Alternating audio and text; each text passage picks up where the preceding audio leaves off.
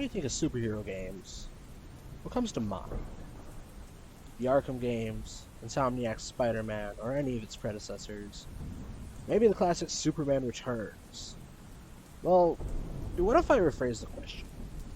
When you think of supervillain games, what comes to mind? Some may think of Star Wars The Force Unleashed. Some may have Saints Row 4 on their mind, where in Saints Row we were always kind of the bad guys, but in Saints Row 4, they gave us superpowers, and it was pretty badass. I don't know if we were necessarily the bad guys anymore, but others might actually think of Radical Entertainment's Prototype. It was one of the very few games where you were truly a superpowered badass with the willingness to hurt or kill anyone in pursuit of the objective, bar none. Well, maybe bar one. There was another game released in 2009 that came and went, probably Prototype's #1 competitor and by far the most unique take on a superhero game that I have seen in the past decade. Now, to the uninitiated, you may be wondering, if this was a superhero game, why ask about supervillain games? And well, my naive viewer. That's because InFAMOUS was both a superhero and a supervillain game. Games have given us the illusion of choice before, and some have done very well giving us almost complete free reign. InFAMOUS does something very interesting with this implementation of choice, though. But far from just telling you that it was just some karmic thing where bad things happen if you be bad, and good things happen if you be good, I'm going to take you on a bit of a journey. One that looks at the two-sided coin of our choices, and when put into a bad situation where being completely neutral isn't an option, what would we do? If given the power to both protect and dominate, what would we choose? Is there a right choice when lives are on the line regardless of your choice? And if so, what will compel you to do the right thing after you've lost everything you love? When you boot up the game, and after sitting through developers' opening screens and credits, we are greeted by the game's starting screen. This is the only time we'll see the screen. We won't return to it later, and it's only going to be seen again if you start a new game. This right here, this peaceful moment, is a brief time to reflect on what could happen if everything around us crumbled. What if all this was gone tomorrow? The sereneness that the image and its sounds convey are unlike any real city I've seen, and yet I find myself content to sit here for an extended period of time for seemingly no reason. Lost as I am in what my soul finds to be a moment of serenity, not everyone will see it this way. And some people just can't wait to start the game up and see what action lay behind the starting screen. And I too eventually push start to select a new game and begin the journey InFAMOUS has prepared.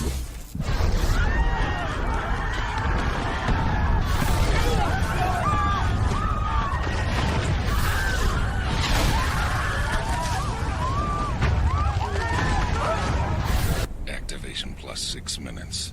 Pulse is 45. Respiration 10. Looking good, Cole. There is no new game option. No extras menu, no options to change your settings. Once you click the start button, Cole's story went from being some guy who dropped out of college and got a job as a bike courier to piss off his parents. A guy no one would ever really notice, just a guy delivering packages to folks we'd never know until this moment when a package found him. And the story of Cole MacGrath, the conduit, truly began. Laying in the center of 5 square blocks of the fictional Empire City reduced to rubble, he survived, as we all know, but he was changed. Cole stands, dazed, hurt, and confused. A helicopter calls out to him, and then another figure standing in a nearby parking garage. As he makes his way to the bridge, he is electrocuted time and time again, and yet with each strike, he seems to be getting better. He was very badly hurt, burned, and scarred after the explosion, but he stands taller, moves with more finesse, and finally reaches the bridge where we see someone wave and call out to him. Cole is not out of the line of fire yet, though. The moment he steps out onto the bridge, lightning arcs from all sides and begins raining down on everything. Barely getting across with his life, his best friend Zeke and his girlfriend Trish rush to his aid. And even after all of that, it still wasn't over. As he slid into unconsciousness, he was haunted by the screams of the dying. Thousands burnt alive or crushed by falling rubble. We learn that Trish lost her sister, but was able to use her medical background to help stabilize Cole. Zeke was always there, sure that Cole would wake up, and when he did, everything that took part on the bridge began to make some sort of sense. We learn of his powers, his ability to shoot lightning from his hands and attract it from any powered source like a living battery. Meanwhile, the city descended into chaos. A plague fell upon the people, followed by rioting and a full-on government-mandated quarantine that walled off their city. The cops abandoned the people within 2 weeks, and people are scrounging about, praying to make it to the next day, as Cole acclimates to his newfound electrokinesis. He finds himself feeling stronger when the Voice of Survival jacks the TV stations to inform the people of a food drop in Empire Square. Cole leaps from the top of a building in a rush to get there before a controlling gang known as the Reapers can take the food for themselves. He and Zeke arrive, and after Cole climbs a statue to free the food, they find they are a bit too late. Cole sees the Reapers for the first time and decides he's had enough of their bullshit. It's been 2 weeks, and in that time, the Reapers went from a 2-bit gang peddling drugs to ruling the Neon District, one of the 3 explorable districts within the game. Cole drops from the top of the Empire Square monument and faces the Reapers head-on. Once they are beaten, we are given our first choice within the game. We are introduced to the karma meter, and that good actions give us good karma, while evil actions will give us evil karma. The karma alignment does affect a few things like our appearance, the powers we get, and even how the people in the city react to us. Although it's easy to say that there's only 2 karmic states, there are actually technically 6 of them, 3 for each alignment. On the good spectrum, we have first Guardian, then Champion, and finally Hero. But for the flip side, the evil ranks are Thug, Outlaw, and the game's namesake, Infamous. We presented a myriad of these binary choices throughout the game, and the majority of them do actually have an immediate impact, but each one of them adds onto a slow-burning effect that builds as the story goes on. I'll get into that a little bit more later as we progress through the video. Moving forward, we choose to either share the food with everyone or keep it for ourselves, thus marking ourselves as either a Thug or a Guardian, and either way the cutscene stays the same. Cole is outed by our ever-so-great yet ever-so-misinformed Voice of Survival. He tells the whole city about Cole being the one to open the package that set off the bomb 2 weeks ago. The bomb that took away so many lives. The bomb that gave him his powers. The bomb that killed Trish's sister. And without a word, she turned and left his side. At the TV jacker's label of terrorist placed onto him, Cole and Zeke decide to make a break for it. They try to leave the city's quarantine, but their plan doesn't quite go as planned. This is where Cole meets another important player in his now muddied life, Moya.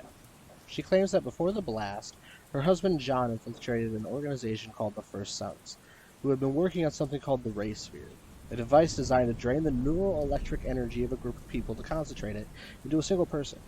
So, movie science, but it's video game science, right? Yeah, that makes sense. In return, she'll get him and Zeke out of the city. After telling Zeke about the situation, he immediately perks up at the concept of the Ray Sphere dishing out powers. Zeke is a bit of a conspiracy theorist, alright? This guy is extremely suspicious of Moya and the FBI, and the only thing he seems to be interested in is the Ray Sphere, but he does it in a bit of a subtle way, to the point that he's very against the government getting their hands on the Ray Sphere because he believes they need protection from the government, which Cole is kind of like, really, dude? Like, do we really need this? Like, come on, fucking idiot. This seems ridiculous, and Zeke's just like, come on, man, look around you, but the thing about it is, like, Zeke's kind of right, and it's kind of an irritating situation, because, yeah, he was right, but he does some shit later that really just... Anyways, we'll get to that when we get there. No need to spoil that too soon. Cole shrugs off Zeke's conspiracy theories. Cole begins following a series of dead drops to find John. You know, little recordings that he dropped into satellites for some reason. While doing this, we learn about the Reapers. Turns out they're being organized by another conduit named Sasha. She seems to be familiar with Cole, though. Like, very familiar with Cole. She hints at the relationship the two may have had at some point, and yet speaks of someone else that she doesn't immediately name, but she's been creating Reapers by using the tar she controls to poison their mind and turn them into ravenous killing machines. In fact, the sickness plaguing the city is a combination of the fallout from the Ray Sphere and her toxins. We do a few missions trying to avert the toxins in the water making people sick, put there by Sasha and the Reapers, and in turn, start getting back into Trish's good graces depending on how you go about it. After taking care of some tar pumps connected to water towers, we finally meet the leader of the First Sons. Virtually teleporting onto the roof we are currently on, he makes himself known as a concerned citizen. Hold still. So this man, the one who just leapt onto Cole, is named Kessler. And Kessler is probably one of my favorite antagonists in all of fiction. He digs his hands into Cole's head and shows him visions of the future. Horrible things. Destruction on a massive scale. And he comes out of the vision believing that Kessler is the cause of all of it. This right here is beautiful. Because what we learn about Kessler later and the truth about his identity and Cole's dual fate is something I'd liken to Aizen from the anime Bleach. Now, if any of you haven't seen the anime, I highly recommend you do so. Just kind of skip the filler. It cuts into the middle of the story for no good reason sometimes. Just skip the filler, watch the main plot. You can go back and watch the filler later if you want. Just watch the main narrative. Or better yet, just read the manga because it's pretty cool and it doesn't have all the filler and it like sticks to the plot. Anyways, I digress. Kessler, like Aizen with Ichigo, has been there every step of Cole's life and planned for the circumstances he's been placed into and made Cole his pawn for his own goals. But I'll come back to all of this soon. This is really plot heavy and it'll spoil some things a little prematurely, and I'll rant about Kessler a little more later. Cole helps Trish keep medical supplies safe from the Reapers, and afterwards gets a bead on Sasha's location, and so we head towards our first boss battle. On the way there, and even during the fight, Sasha is ranting and raving about Cole, welcoming him there as if she planned a whole dinner for the two of them, and at a certain point, she gets very conflicted and even more chaotic as she starts calling Cole Kessler. Cole eventually wins the hard fart battle. Cole eventually wins this hard-fought battle and is staring down at the twisted reflection of what he could become. He worries that this could be his future, worried that this is what his powers will do to him. He doesn't have much time to reflect on this or interrogate Sasha, though, as the tunnel they fought in collapses, raided by the First Sons, who were in and out with startling efficiency. Thus we step into the Warren, and meet this district's version of the Reapers. Men in trash bags, calling themselves the Dustmen. Moira warns him that they may be led by another powerful conduit, and we should tread lightly.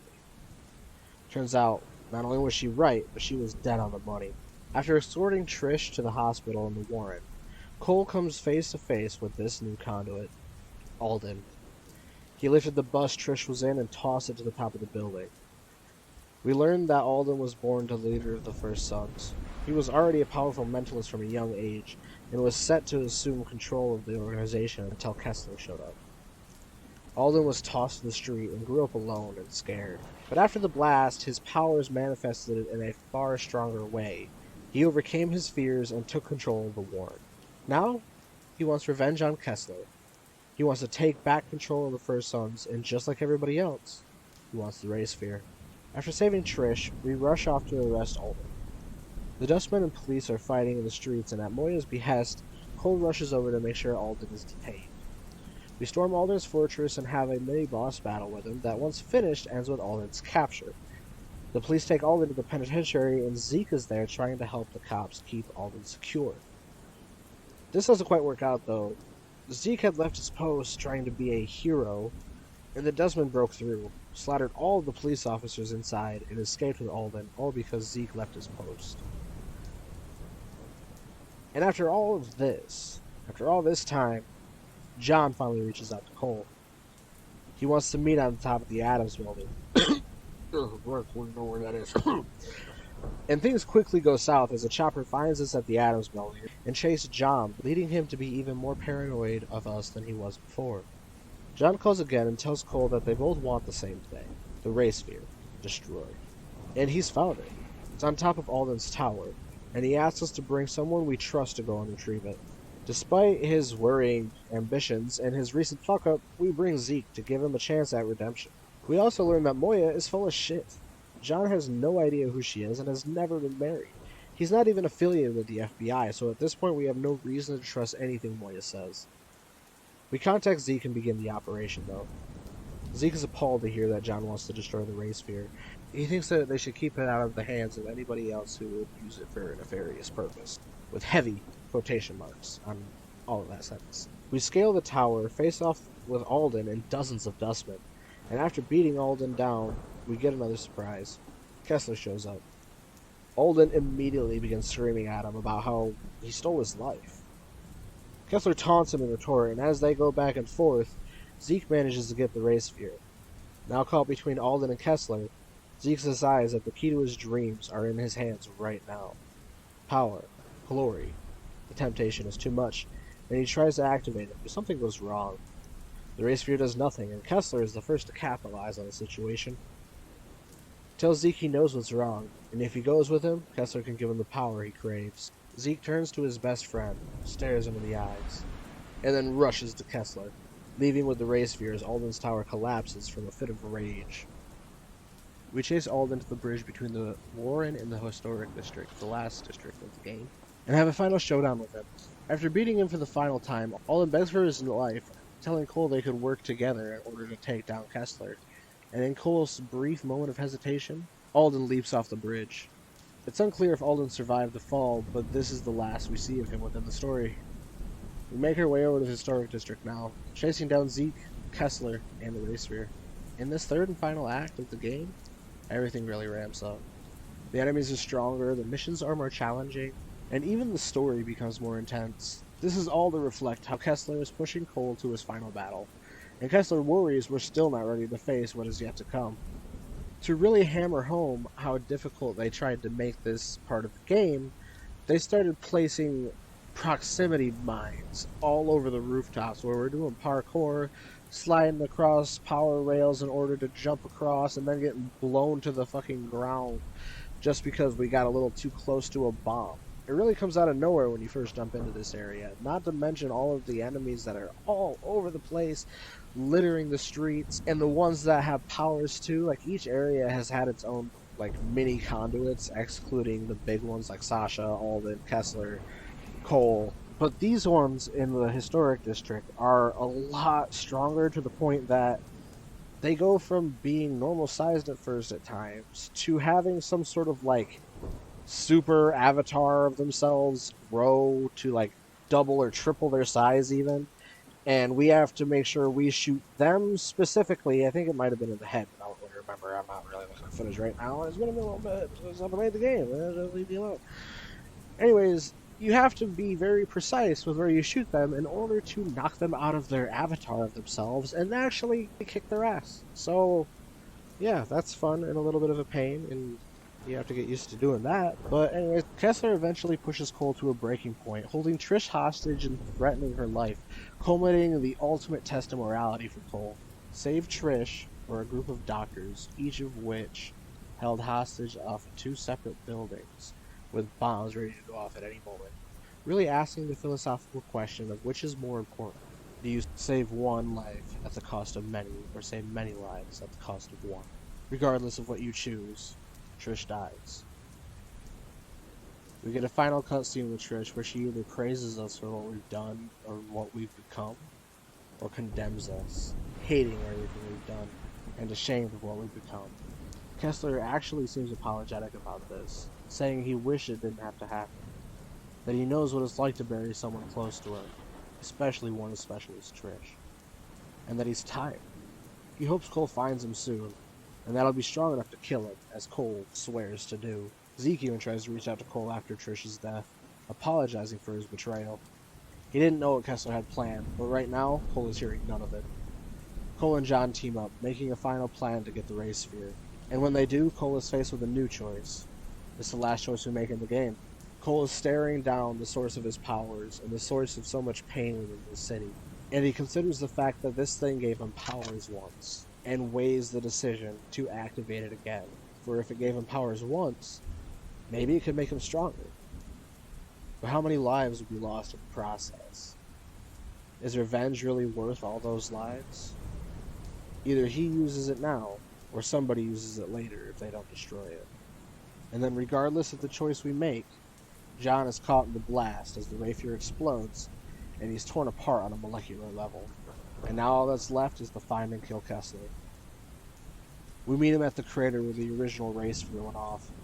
Cole realizes here that Kessler was the one that day, It was him that called Cole, telling him to open the package. He caused the explosion and gave Cole his powers, and Kessler admits to this, and their final struggle begins. It's a decently tough fight. Kessler teleports across the battlefield, shooting lightning from long distances to strike us, and if we get too far away, he even pulls us back to the center of the field.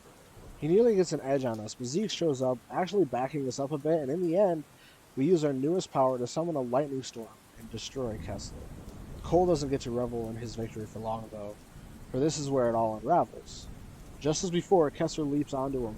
With his final act, he begins to show things to Cole once again.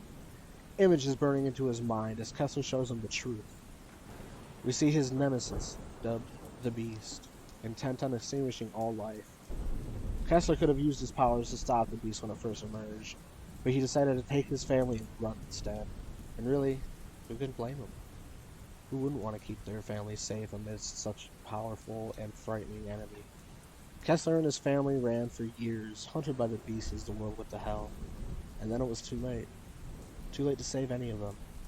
The Beast had caught up and killed his family, and so he used his newest and most dangerous power to make a one-way trip back in time, seizing control of the First Sons and accelerating production on the race field, spending decades orchestrating the blast, finding Cole, and setting up the quarantine. And the one thing that kept him going, his sole connection to the past, was a picture from his wedding day when he married Trish with Zeke as his best man. This entire time, Kessler and Cole were the same person, and Kessler had been preparing Cole, molding him so that he would be strong, ruthless, and willing to do anything necessary to stop the Beast when it showed up. And this is where I can look back and truly appreciate everything that foreshadowed this. Even when they were explicit about it, this was a twist that was way too easy to miss, and maybe I'm just dumb. But either way, I want to circle back to their first meeting. Back on that rooftop, Kessler showed Cole the desolate future, and Cole claimed that Kessler was responsible for all of it. And this is because Kessler had blamed himself for everything. His self-loathing for the death of his family was pushed onto Cole so he would be motivated to get strong and kill him. Cole thought by killing Kessler he would be stopping the atrocities of this future. But Kessler had it in his mind that if Cole managed to kill him, then he would be strong enough to face the Beast. Sasha speaks to Cole in the tunnel on ways that make it sound like she's confusing Cole and Kessler's identities, and now we know why. I believe the second figure in the crater, the one that the chopper yelled at the beginning of the game, was also Kessler too, but that's mostly just a theory. I can't prove that. There's dead drops that suggest this could have been John, but either way, he was watching Cole get up after the blast, and was very proud of his progress as he traveled through the city and continued to get stronger. He sacrificed the woman he loved in order to make sure Cole was ready to face the Beast so he wouldn't be tied down by emotions. And what's really interesting to me here is that Kessler, the entire time, is Cole, but as Cole, if we choose to follow the Paragon path of the game and try and play through the game as a good guy, the hero, we have blue light. But if we go through and indulge our darkest desires, just try to be a dick, basically, then our lightning becomes red, and it's reflecting our morality. But with Kessler, it's vastly different. Yeah, he's got some blue on him, like his eyes are blue, the little plates of energy on his outfit are blue, and so is his gauntlet, areas where it has lights. But Kessler's lightning is white. With conduits in this game series having their morality reflected by the color of their powers, this feels particularly notable to me, because with White Lightning and his intentions, we know that he wasn't truly good or evil. With his lightning being white rather than any color that would link him to one of those two moralities, it makes him a lot more nuanced. We can see that he lies somewhere in between. He's done a lot of evil things and terrible things, really, that would be very morally questionable, and he knows how many people will die if he doesn't do this. He's doing the wrong thing for the right reason. And this nuance doesn't link him to a morality color when it comes to his powers. And we only see that he's trying to be good reflected in the blue hints within his design. And I find this to be very sneaky on the developer's side of things. When color is being symbolized for your morality, and we see very little color on Kessler except for the small hints of blue hinting at his good intentions despite his evil acts. And once Kessler finally falls dead, with his final message passed on and his goal achieved, we get one final after-credits scene where our karma dictates how Cole sees the city and how the city sees Cole. Is he the hero of Empire City, or is he its new overlord? See, the karma is something I've kind of glossed over throughout this video, and that's because of a few things. First being the canonical playthrough of this game. See, Sucker Punch had originally intended for the game's canonical ending to be the one where Cole's evil, infamous through and through. And even through the sequel, have had this be its canonical ending. But after the game was released and they gathered their trophy data, they found that most people played as a Paragon the first time around. And so they changed their originally planned continuity to go with what most people saw and played. I get why they did this, but I have my own personal favorite way of playing this game, and it takes the original canonical ending, but puts a little bit of a twist on it. See, we don't really get a neutral playthrough with this game, and so what I'd like to do is share with you how I turn this into a story that I believe is very believable and compelling. You see, when you play through the game, there is little reason to just be a dick. And for a good chunk of time, unless you just have frustrations in your life that you want to vent out by punching random citizens on the side of the street, there's very little reason to do that. And that's just being a dick. And that's where a lot of your negative karma will come from, is hurting civilians. The moral conflicts are pretty compelling because in a lot of them, though, outside of just being a dick, the question becomes, do I take the brunt of the pain to save people, or is my health more important because I'm the one who has the power to stop all of these other assholes? Like when trying to turn off the tar pumps Sasha and the Reapers set up to make people sick, we either force someone else to turn off the pumps or fight dangerous acidic trips to help as many people as possible. There's also the ever-looming idea of getting back into Trish's good graces, and by turning off the pumps we're also helping her. Trish gives us a lot of guff for the first half of the game, but if you're trying to help people and following the good route, when you save her from the rooftop Alden had thrown the bus onto, she finally decides to forgive Cole for what happened to her sister, and she knows that Cole isn't a terrorist, she loves him and wants to try being with him again. And when she dies, she praises you for the good you've been doing, stating she's proud of you and what you've become. But if you chose an evil axe throughout the game, she'll tell you she's ashamed of you, curses your name, and hates what you've become. With Trish being our only love interest in the game, it would make sense for people to want to ship them together because, you know, they seemed like they would make a cute couple. She nursed him back to health, why would she just up and leave him? She's loved him for however long, and she knows Cole, and even though she's torn about him being in the center of the blast and him being labeled as a terrorist for blowing up 5 blocks of the city and killing her sister, she recognizes that that wasn't his fault and forgives him if we take the positive route. Now, in terms of narrative, keep things canonical, I think it makes a lot of sense for Cole to spiral after this happens. He's already been having troubles, and he's dealing with a lot of it as he goes, just trying to do the best he can, trying to help people and get out of the situation he's in. When Trish dies, he dives in head first. Zeke has betrayed him and left him behind. The love of his life is dead, and now the only thing that he's got left to chase is Kessler. John helps him find the Ray Sphere, and Cole uses it to amp his powers. He activates it and John dies, but we come out of it with a great amount of power and black lightning. We go take our revenge on Kessler, come to be known as the Demon of Empire City. I find it makes a lot more sense for Cole to be as heartfelt as he is after her death, only if he's been a Paragon up to this point. Otherwise he comes off as a guy who thinks Trish should be with him just because the blast wasn't his fault. The rest of the atrocities he has committed since doesn't matter, and that they should be together, that she belongs to him in a sense.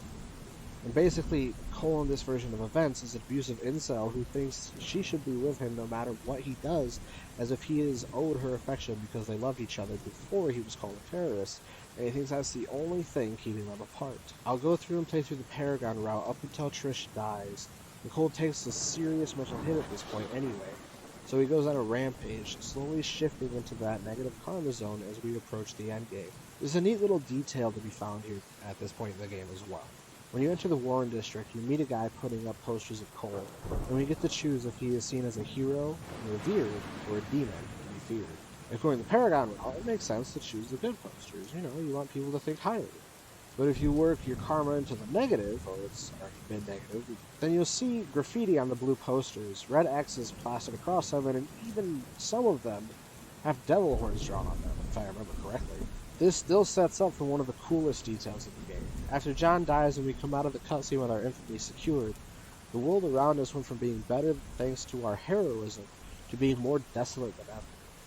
People went from loving us to fearing us and hating us, to the point that they throw rocks at us and even try to attack us in the street.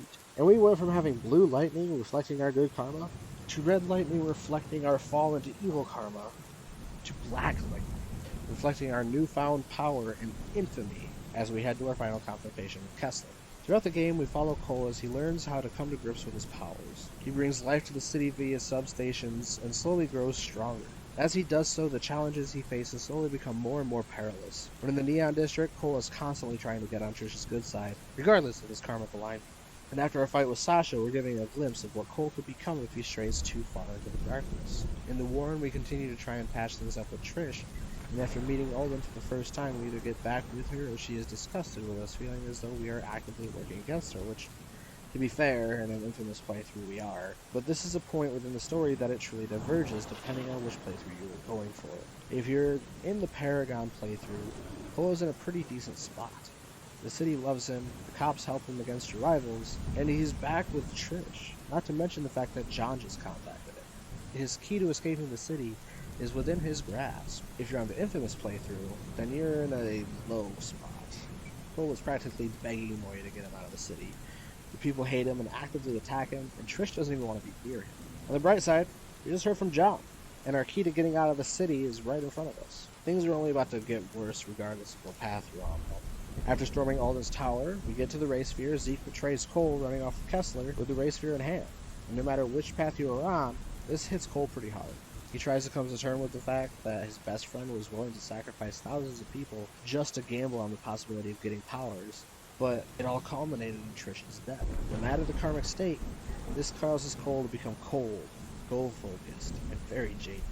And when faced with the Ray Sphere, I don't think anybody could really blame him for wanting to amp himself to get an edge over Kessler. But to answer the question that I posed at the beginning of this video, what will compel him to do the right thing after he's lost everything? What will compel us to do the right thing after we've lost everything we love? Well, we get a decent answer to this if we choose to destroy the Ray Sphere. The memory of the people you loved. The pain that you have felt is a pain you don't want anyone else to feel. And so you choose to do everything in your power to help people rather than hurt them. Ultimately, this means the thing that will compel us to do the right thing in dire circumstances is us. You. Me. We are what keeps us honest and truthful, and it's what compels us to follow what's moral and help our fellow man. But, of course, revenge is best served with the blood of the innocent, and Black Lightning is awesome. So smash that Ray Sphere and get ultimate power, baby! Woo! Wow, sorry about that. I think I got a little out of hand there. And scattered. Anyways, that's going to be it for this video. If you've made it this far, thank you for stopping by.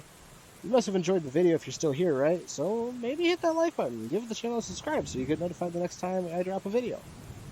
I still have a lot more to say about the series, but the script feels pretty long and we're recording for 38 minutes, so I figured that was as good a time as any to cut off the video, and I wanted to meet my deadline, so I decided to make this part 1 of this short series where I take a look at these games and talk about Cole's growth and character, how the story changes him, and it definitely feels easier said than done. Considering the branching narratives this game has, at least it's not as complex as some other branching narrative games. Regardless, thanks for being here for my second video on the channel. You can find me on Twitter at SoulToLose and on TikTok at SumerianEpic. And I share my Twitch from time to time with my buddy Rascal Black. You can find him at Rascal Black, but you can also find me at LostSoulSYTC. Yeah, I'm hoping to change the Twitch handle to something a little different when I get the chance, but in the meantime, all the links will be down below in the description. I hope to see you next time when we continue Cole's journey in Infamous 2, where we'll take a closer look at his character and the effects the events of the games have had on him. And at the end, we will take a closer look at the morality of killing few to save many, or killing many to secure the evolution of your entire species. Stay analytical, people. Stay weird. And remember, not all who wander are lost.